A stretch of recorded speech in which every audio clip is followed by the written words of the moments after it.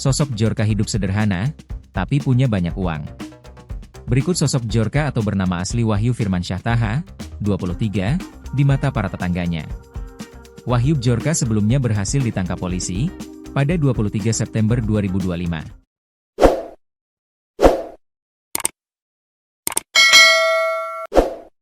Ia terlibat sejumlah kasus peretasan yang menghebohkan jagat maya di Indonesia, pada 2020 silam. Kala itu, dirinya mengklaim telah menghack sejumlah data nasabah bank, data nomor pokok wajib pajak, NPWP, hingga data dari Komisi Pemilihan Umum, KPU.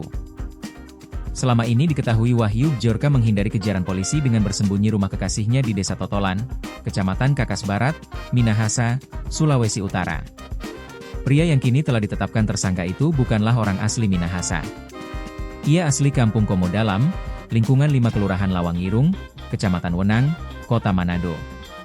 Sedangkan jarak antara Minahasa dengan Manado bisa ditempuh dengan perjalanan darat kurang lebih 2 jam. Dikenal tertutup. Seorang warga Desa Totolan mengatakan, Wahyu Djorka dikenal sebagai sosok yang tertutup. Kita harus meluruskan dia bukan orang sini, mungkin hanya datang bersembunyi di sini. Dia tertutup jadi namanya saja kita tidak tahu, ungkapnya, dikutip dari Tribun Manado.co.id. Pengakuan warga lain sering memanggil Wahyu Djorka dengan sapaan Api. Kami di sini sering memanggilnya Api, kata seorang tetangga. Sementara itu, Lurah Kelurahan Lawangirung lingkungan 5, Anita Talib mengakui pria yang ditangkap polisi adalah warganya. Meskipun demikian ia kaget tak menyangka bahwa Wahyu adalah sosok Djorka.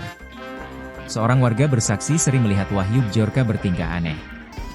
Para tetangga menduga perilaku tak biasa ini dikarenakan yang bersangkutan kecanduan menghirup lem.